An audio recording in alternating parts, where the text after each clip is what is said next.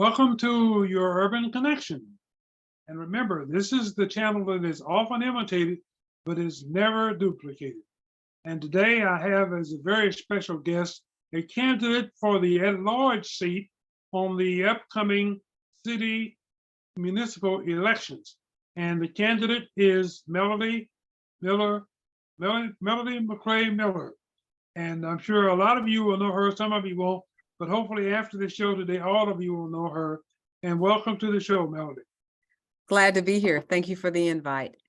It's so good to have you. And you are the first person to make a second appearance on the Urban Connection. Oh, Okay. wow. I am indeed honored.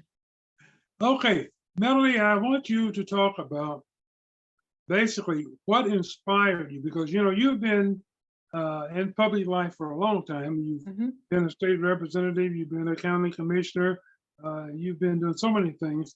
So a lot of people thought you were basically retired from elective office.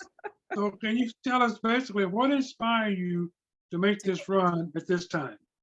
Well, but I think I said this on the last show that I was honored to be on, and that is people would ask me, okay, so Melody, are you ever going to run again? And I said, then I would say to them is that I've never put up my running shoes. So runners, when they're done, they put their runner shoes up. I never put my runner shoes up because I knew that if there was an opening, if there was a need or a calling that came to me, that I would be prepared. I would be prepared to get back into this arena. And so the calling came by way of looking at everything that's going on across the nation, as well as what they're attempting to do at the local level and what's happening at our state level in terms of the Board of Education and education for our students, public education. As a former teacher, as an individual that I'm a mother, I'm a grandmother, I'm a great grandmother. I matriculated through USD59. My children did. And my grandchildren, as well as I have great grandchildren that are currently in this district. And I'm proud of the district. I'm proud of the education that I received. So I felt as though I was under attack by looking at the landscape, and I would call it the scorched earth policy landscape that was starting to develop on the national level, as well as some things that are being done and stated on the state level. And I could not allow that to happen on my watch at the local level.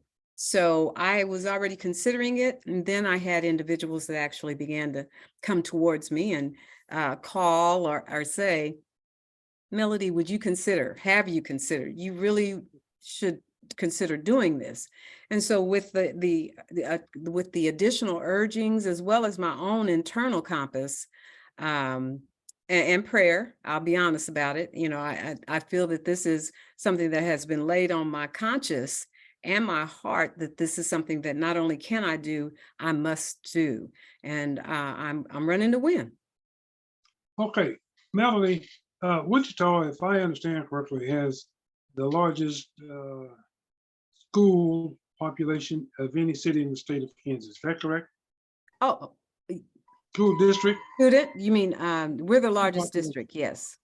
Okay. USD59 is the largest district across the state. Yes. Across the state. Okay. What percentage of that district is African American? There are, and I want to make sure that I am accurate on this, because I believe it's 37% Hispanic and 21% African American. So right there, we have a majority of the student population. Of course, there's about 8% mixed race and 4% Asian, and less than 1% both for Indigenous and for Pacific Islanders. Okay, so actually 58% make up Black and brown population. Well, now, yeah, I mean, no, it's 70+%, because, Indigenous Oh, no, I said Well, black and brown. well, meant I Hispanic. think indigenous are brown people. Okay, well, they don't refer, okay. Okay, Well, all right, they are. okay. Okay, so let's just say the minority population then is 70%, 70, over 70%. No, that's not the minority is the majority. I don't consider That's what I myself a said. minority. Well, the minority I'm make up the sorry. majority of the Correct. students. Okay, all right. You can Now, call it that. You can call okay, it that. okay, so now with that being said, Mhm. was it a part of your consideration to make this run the fact that with that percentage of minority students, there's no minority representation on the Board of Education? Did that Oh, factor in? mhm. Oh, yeah, because looking at the issues that they are uh, putting out there, as well as the student population, and I'm saying yet there's no representation on the board. So yeah, no, they deserve better, and I'm talking about they, our students, our families. This district deserves better. So, and I think that I can give that because of my expertise, my experience, and my passion. I agree. Now, right now, you're running for the at-large position. Hmm. The next election, which will be 2 years from now for the school board, there will be district elections. So should you be successful in winning this seat for the at-large position, there's, I would say, probably a good possibility that 2 years from now, you could be joined by a second person of color. Is that the way you see it? Oh yeah, absolutely. I already know of a couple of people that are interested in running. Um, so no doubt about it. And that would be a good thing. Okay, fine. Mhm. Now, and long overdue, I might say. Oh yeah. Now, let's do this. Let's get into the meat of the situation. Okay. What do you see as the three biggest problems or challenges with the current makeup of this board, which, if it goes wrongfully, we could be looking at a swing here from a uh, maybe a moderate board to Mhm. a right-wing board? Sure. So what do you see, with that being the case, what do you see as the three largest challenges that would be confronting you or whoever is elected to this position? So I think that um, I'm going to take this in two different ways. So you're asking a very specific of what do I think the challenges will be or would be if, but see, if we're not successful in Okay, taking two let me seats. rephrase the question, make it easy for you. Sure. Forget about all the other things I said. Let me Okay. narrow the question down to this. What do you see as the three largest challenges that are unmet by the school board currently? By the school board. And so when I think about by the school board, because we are the governing board, I'm thinking about the school district, period. So I'm thinking about Okay. what are the three major challenges that are facing our school district, and one is going to be teacher shortage. It's going to be not only teacher shortage, it's going to be support staff shortages, it's going to be looking at substitute shortages.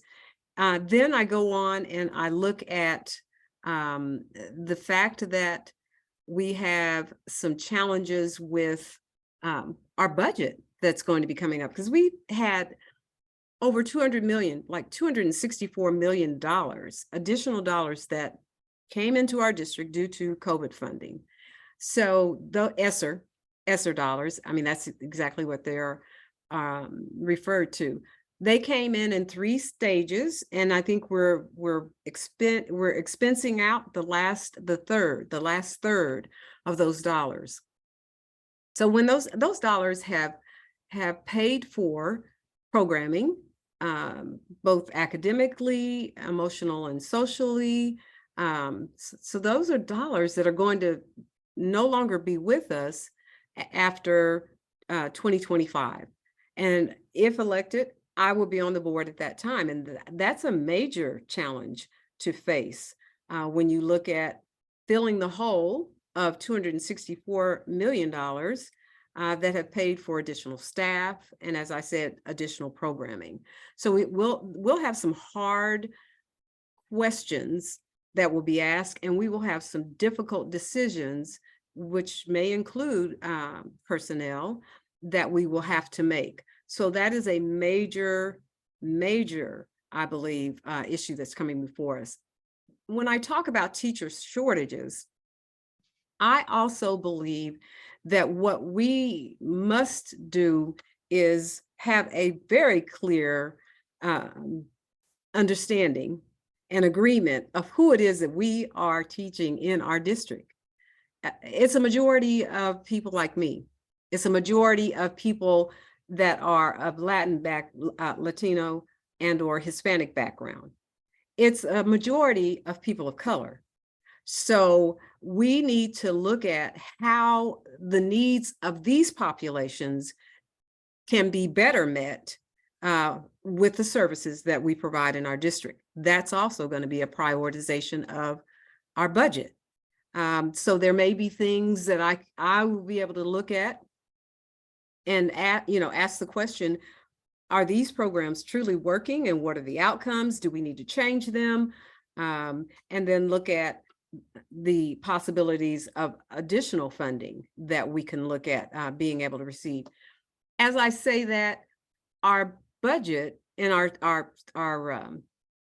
special education budget is underfunded and has been for decades, quite honestly.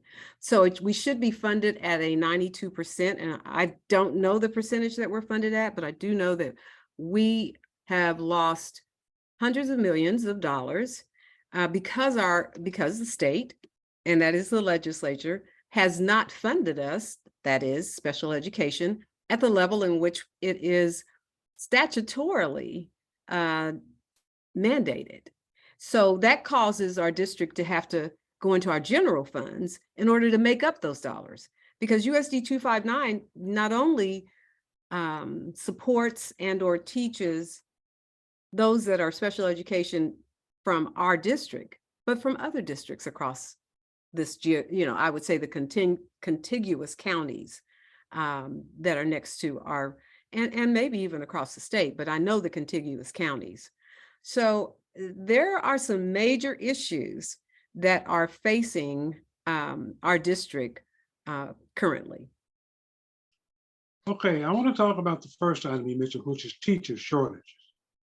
And as you, I'm sure, are well aware of, teachers across the country today are abandoning the teaching profession in almost record numbers. And there are several reasons for that. Number one, the classrooms are experiencing problems that we didn't experience even, say, 10 years ago. And those problems are coming from several different fronts. First of all, you seem to have unruly students in a larger population than you had. You have politicians who, in my estimation, in my opinion, are meddling in how the teaching profession is supposed to operate. And they have no teaching background, no teaching experience, but they're going to tell teachers how they should do their job. And I think, like any profession, I wouldn't want somebody that does know a doggone thing about what I do to come in and tell me how to do it. So you've got a double whammy there. And then you've got the funding situation. So how do you propose to be able to, first of all, attract, employ, and retain qualified teachers? And by that, I mean, I don't mean lower the standard. I mean, actually qualified teachers, and be able to retain them with that kind of background. Sure. Well, that is a fact across our nation. I think that the district, and I'm talking about the district admin, as well as the teachers union, teachers, support staff, have made a start with that in terms of the salary. So teacher morale, teacher pay, I think those are definitely key factors for our teacher shortage. I know you've mentioned behavioral issues in the classroom. So let me start with in the building. So let me start with pay. And I think we've made an inroad to that with our current contract. the current contract puts our starting pay at right at $49,000 for new teachers coming in the door, which I think is decent. I mean, it's not where we need to be, but it is better than where we were. And I think that that will attract as we continue to recruit. You mentioned qualified teachers. I want the best of teachers. We know that that is a benefactor in terms of classroom behavior, in terms of academic outcome, in terms of building environment. So not only do we need to continue to look at the grade increases, step increases across the board for our teachers, glad that we were able to raise the entry base pay for teachers. It was way past time. But we also need to look at who we're recruiting. We need to be recruiting veteran teachers.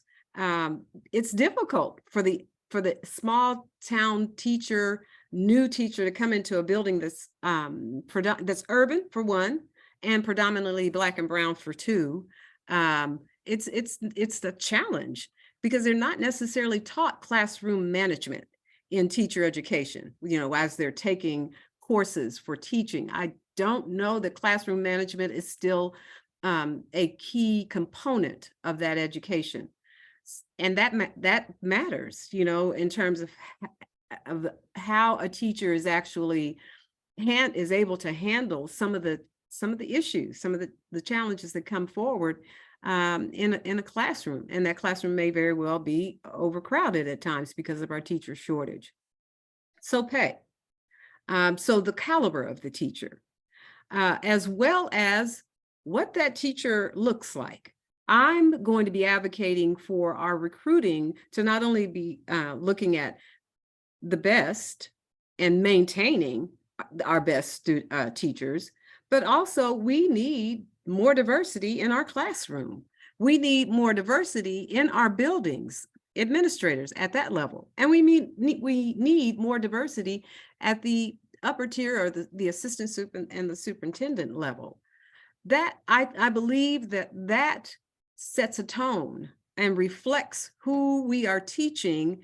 And it also incorporates lived experiences from those individuals, teachers, administrators, support staff, that can equate and actually identify with our students better than where we are today. And we know studies show that actually does net better accountability and better achievement outcomes, as well as better student behavior.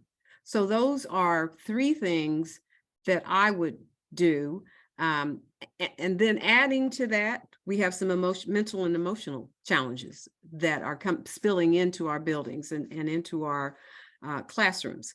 So we have programming. Our district is rich with programming. The question that I'm going to have is it which programs are working? I'd love to be able to see the data, and how is it actually affecting and impacting our students, in the long term. So the social and emotional, I can think of one program is called COS, where you are connecting students with counseling and other resources, mental and emotional resources through ComCare, actually, that needs to continue, but we need to grow it. Because we all know that ComCare has a heck of a long wait list, and our parents and our students need help today, not 6 months from now. So I would advocate for not only continued funding, but additional funding, and to look at what programming is working and what are the outcomes that it's producing.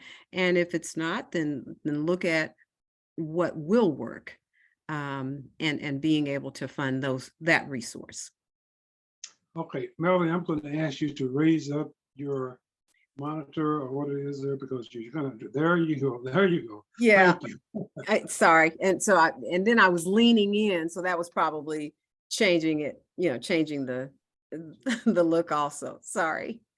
Okay, now, you know, when you talk about the teachers and the diversity, Mhm. one of the big problems, and not only here in Wichita, but across the entire country, I guess, is the lack of African American male teachers. Mhm.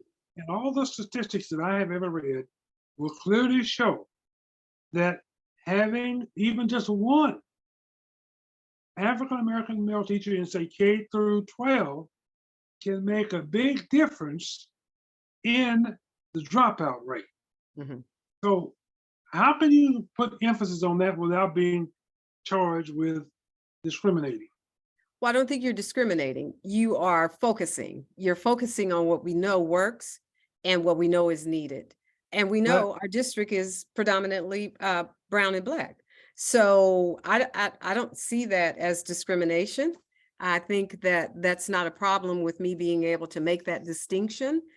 Sometimes the buckshot approach does not work. We need to be laser focused. And I think the data will prove that.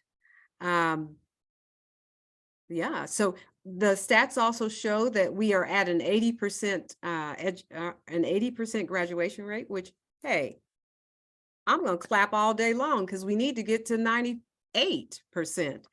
But that's not across each building. Each building doesn't have an 80% graduation rate. And in specifically, our Black males are at a 67% graduation rate. And that's not across each building, that's cumulative.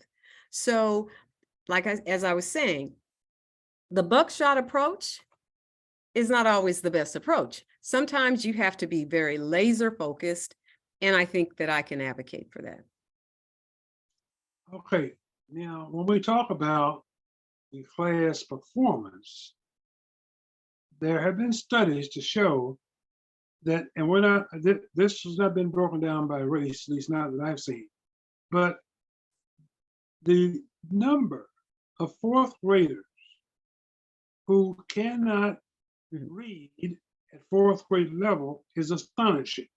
Mhm. And all the while, I'm not seeing anybody in the profession that wants to talk about that. Oh, well, I was just at a meeting today with Dr. William Polite and his diversity, equity, and inclusion and accountability team, and they do. So this is a Publicly, team. Hmm? publicly, Oh yeah, publicly. absolutely publicly.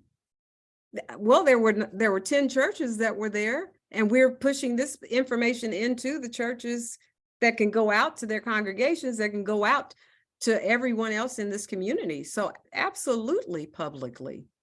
We're those are numbers that astonish and dismay and just shock some people, but it's not new. This information is not new. I mean, what shall we call it? You will hear a lot of persons, and it's true. This has been happening since I was in the legislature and came out of the legislature, and that is prison beds are based on third grade reading scores, not fourth grade, third grade reading scores. So if we don't have them matriculating and coming out of the third grade successfully reading, we've got problems. And that's why we have too many beds being filled, not just made, but filled at our detention facilities and our prisons. And so what's the solution? Well, we need to prioritize and focus. USD259 has gone back to more of a phonics reading, teaching module and method.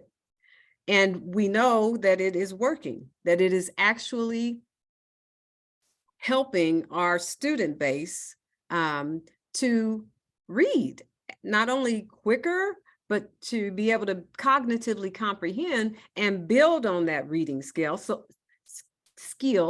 that they can scale up as they move from the third to the fourth to the fifth, because we know that if you aren't knowing how to read, not just sight reading, if you're not knowing how to read by the third grade, it's going to be difficult because it just reading, everything starts to build on that. Math, any other science, history, any other discipline is going to build on that. So we've got to continue with the programming that we've instituted, and that's letters.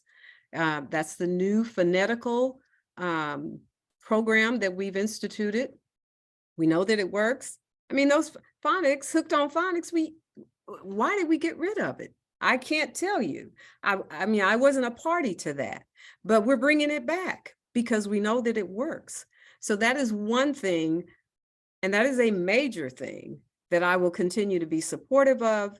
And then just being able to look at any and all solutions to stopping this school to prison pipeline. You know, I'm glad to hear you say that you support public discussion. Because I want to tell you my own personal experience. I've invited 3 or 4 people, at least 2 of them from the Wichita USD59. One of them was an ex-teacher who, and they all will talk about this privately, but they refuse to come on this program and talk about it publicly. And the problem is not getting any better. And the longer you refuse to talk about it, the worse it's going to get. Because if you're not talking about it, you're not doing anything about it. Okay. Now, Right. So that's not on you, but I'm just telling you the experience I've had. Sure. Right.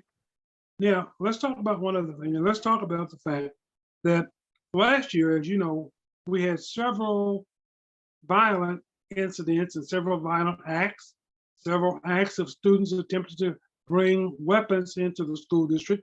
The school district implemented, or they're experimenting, I don't know if I should use that word or not, but they implemented some monitoring systems in some of the schools. Are you satisfied with the level of safety that is being implemented in USD 259? And I'm talking about in particular, the not necessarily elementary, but junior high and high school. Satisfied is I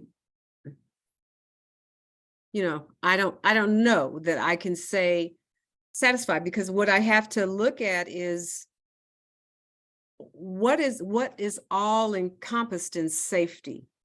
It's not solely going to be going out and getting detectors or metal detectors, or being able to detect a gun or a weapon that's coming into the building.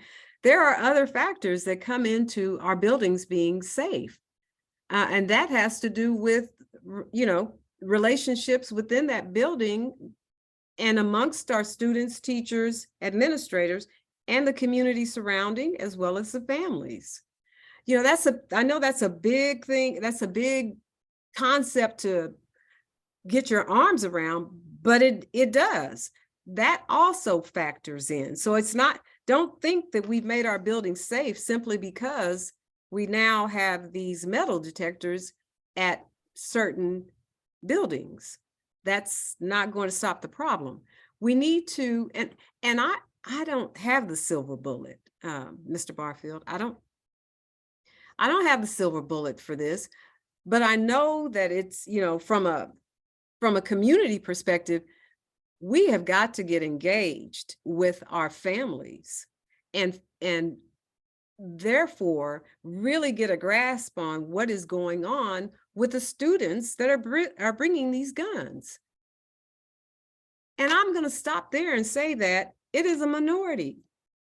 It's not as though it's an epidemic, but one shooting, I understand and respect that. And one shooting is more than enough. I understand that, but we need to back it up and figure out why and how and what we can do to fill the void of the student that is bringing the gun, shooting or beating down whoever. I think that's a part of creating a safe environment for our students, for our teachers, for our support staff, for building administrators too. All right. So what's your opinion on SROs in the schools? SRO is basically a policeman officer. I mean, they're supposed to be there as a resource and to help. But their training is law enforcement. I certainly don't think we need more law enforcement and or police officers. I think we need to look at being able to ensure that those individuals that need access, yes, to any social and emotional resources, because there's issues that are going on that's causing them to act out in a way that's harmful to themselves, that's harmful and or violent in a classroom setting or a building. I think we need to be able to do that. I'm not against SRO officers because some of them do a great service, but I'm not going to be advocating for more law enforcement to go into our buildings. Okay, fine. The reason I asked you that question is because I'm sure you're probably aware that it's across the board, SROs are very controversial. Mhm. There are certain areas where many people feel they do more harm than they do good. Yep. So that's why I asked you that question. Yeah. Now, you mentioned also engaging with the community. Are you Yeah. talking about parents? Mhm. Oh yeah, I am talking about parents. And a part of my platform is looking at how we can better engage families. Now, when talking to teachers, it's rough. Some teachers will say we try, but we can't, it's just not happening. We can't get parents into the building. We can't even get them to come to conferences. Well, now we have the portal. I'm trying to remember what it's called, where parents can get online and actually look at the updates and follow along with their child's academic journey, I can call it that. And at any time, know where they are. But that's okay. But we need to actually rebuild trust with USD59 and our community, and specifically with families. Well, we know the family dynamic has changed. I mean, we know that it's not what it was 20 years ago. It's not what it was certainly 50 years ago. So we need to be able to figure out how best we can rebuild relationships, rebuild trust, continue to build on what we have. Because I know that in some buildings it's going to be better than in other buildings. But recognize the importance of a family, recognize the importance of parents in the success of their child. Don't dismiss that parent doesn't need to be there or isn't interested. How to get there? That's another thing that was discussed in the meeting, that Dr. Polite had with there were 10 different congregations that were actually there, and that's, as you see, I'm just pausing because that's just going to be a process that we need to be able to start to engage in, and we need to recognize that it is important.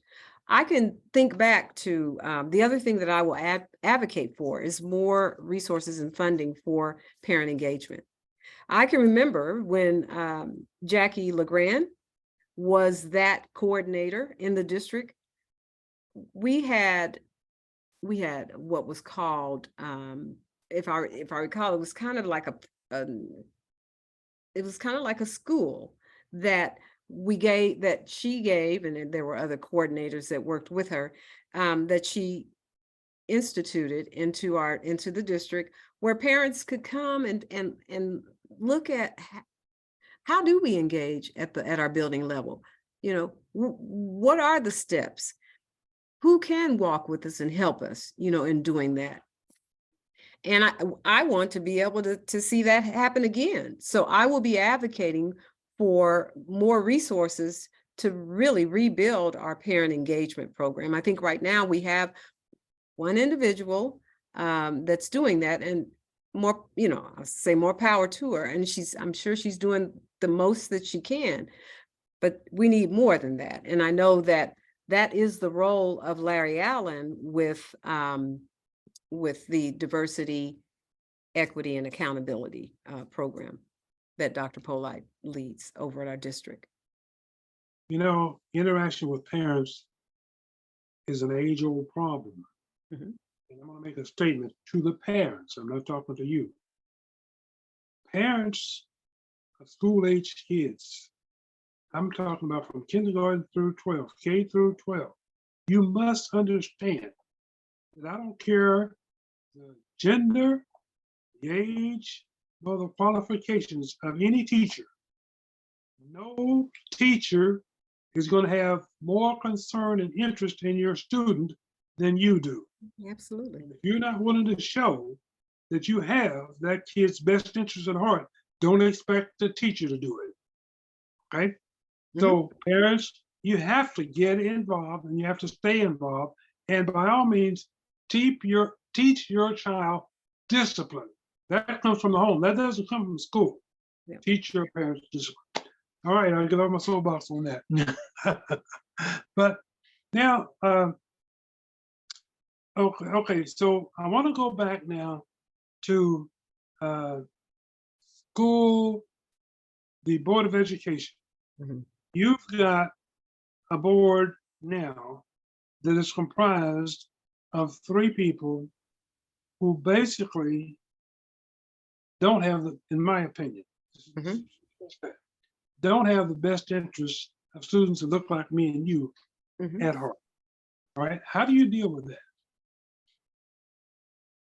Well, I'm a straightforward person, so I have no problem with speaking the truth and ensuring that every child in our district has an opportunity to get the best education, to feel safe, and to be, not mentally and emotionally harassed or, feel threatened in that way. So I believe, I have no problem with being able to state these things, but, or correct individuals that are stating things that are inappropriate, inaccurate, misrepresenting. And I have no problem with advocating for all of our students. So when it comes to the 3, that you are referring to, I haven't worked with them. I have seen in progress when they were discussing the diversity and inclusion statement that has been voted on and incorporated, that there were conversations or there were comments about, why do we need this? I don't think we need this. No, we need, that was one meeting that really did light a fire up under me too. I'd already made a decision, but that really did light a fire, because obviously you're not looking at who it is that we are teaching, educating. You're not looking at the population that this urban school district, the largest urban school district in the state, has the responsibility, to educate. Obviously, that's not happening if you're saying, we don't need this. Why do we need this? No, let's exclude that. So, there needs to be education. There needs to be recognition. And if that's in the form of training, maybe that's what needs to happen. But I will be a mouthpiece, and I will be a vocal advocate, not a mouthpiece, a vocal advocate for ensuring that our diversity and inclusion statement that has been voted on and is now incorporated into the district's mission, that we adhere to that and that we recognize the importance of it. So that's the incident, that I've seen, that contingency and what they're able to come up against, or what I would come up against if when elected. Aside from that, I am one to want to, to clarify what it is that we're doing here. Well, we're educating students first. I don't need the sidebar, how shall I say, agendas that appeared to come from this cohort. Now, have they surfaced? I'm not sure that I've seen them surface, but I do believe that if we do not maintain a majority, a moderate, quote unquote, a moderate majority, and if we don't have a voice of an African American with lived experiences in this community, that we'll see that cohort, which would become a majority, really start to push that agenda. So that's why I'm running hard to win, so that we can stop that. Okay, and the other thing I want to talk about is the disparities in who we punish, and I'm going to use that for lack of a better term, and the form of punishment that is labeled or leveled upon African Americans all too often is expulsion. Now, if you're an educator, you cannot educate someone who's not in your classroom. Right. So if we're going to use that as a first resort, as opposed to a last resort, I have problems with that. Sure. And that's something that I don't know, have the numbers on it. Right. But I can tell you from just looking at what I've seen and talking to people, there's a large disparity there in how African Americans are punished, if that's the word you want to use, or treated than non-African Americans. And that's creating a problem. Sure. There's no doubt that you are correct.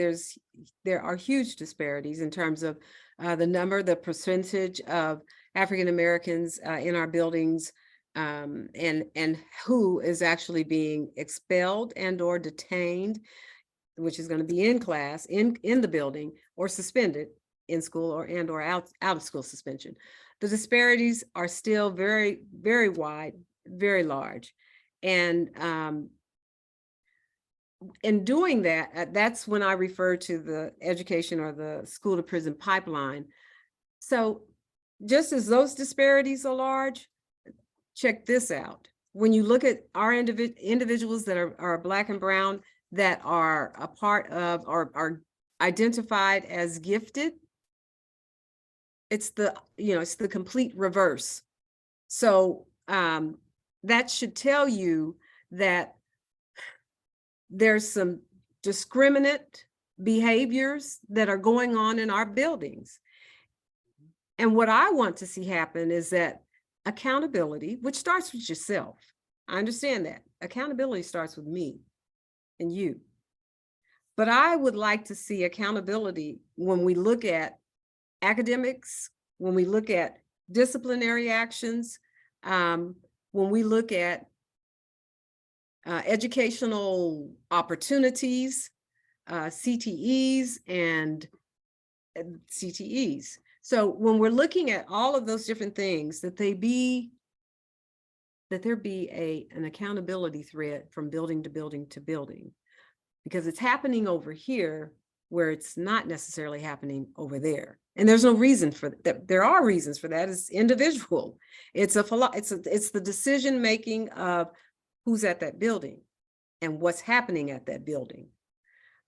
So we need to ensure board-wise, we need to ensure that people have all of the information that's needed in order for their students to succeed. And then we as a board need to ensure that we are not disparately or discriminately treating our students that are a majority Black and brown. We need to look at who is doing what at what building and address it. If those numbers are disparate, in comparison to another building, of course, we're going to look at the populations for those schools. But there shouldn't be the not only the disparities that we see, but there shouldn't be the vast differences that we see across our buildings when you look at them, accumulatively. So I want to just raise that issue and look at why, who's doing what, why, and how can we reduce this? And really, reduction is not it. We need to eliminate any disparities. The other thing about expulsions is that we'll say, I know that some buildings will say, well, you have an opportunity to go to another building, but the building administrator has to accept that person. And sometimes there's just no other, there's not space. So that person, that young person, is out. There's not enough alternative education that's available for that student that's been expelled. So that it's possible that that student will not have an educational alternative for 9 months to a year. So what does that do? No, it takes away any chance for most. It's taking away any chance for them to be successful in education, which pushes them closer to being incarcerated. Absolutely. Melody, let me say this. I want to close with this. You have how many opponents for this in your race for the at-large position? 5. 5. Get this hand up. Okay. Yep, 5. Okay. Now, I'm going to ask you a Well, question. other opponents is 5 altogether. Sorry, it's four Okay. additional. You have 4 different opponents. Okay. I'm going to ask you a question. Why should an individual vote for Melody McCray-Miller?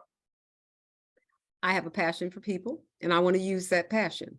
I want to use that passion to be able to advocate for teachers, to advocate for students, to advocate for families.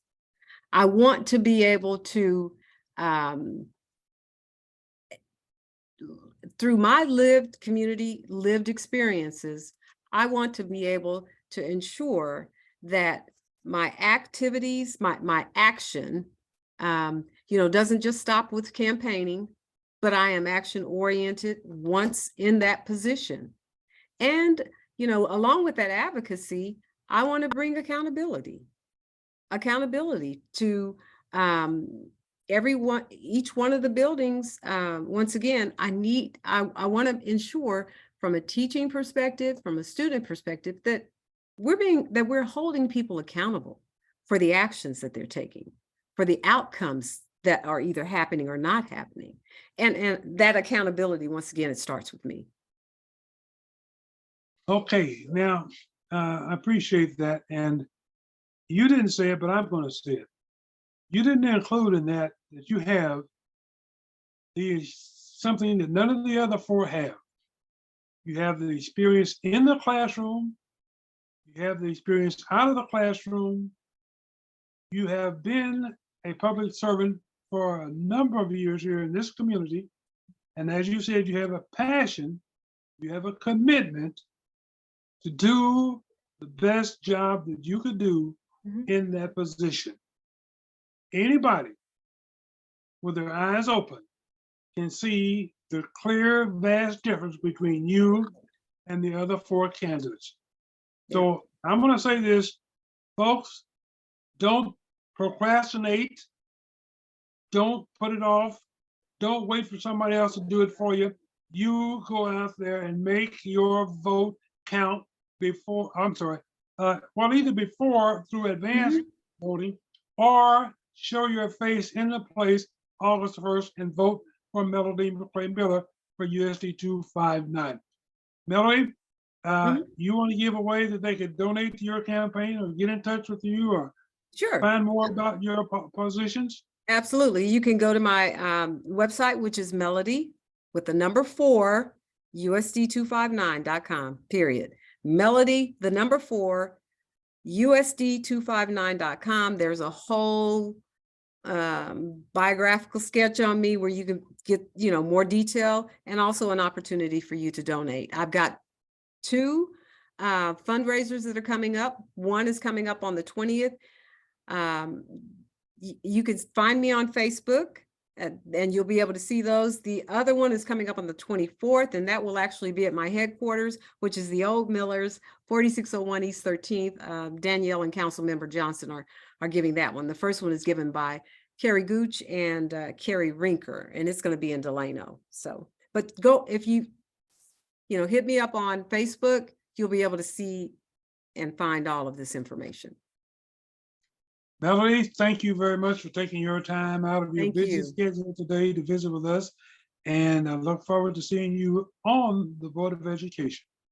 Thank you. And I'm Thanks for running to win, but you can't sleep on this one. You can't sleep on this one. Everybody needs to get out and vote.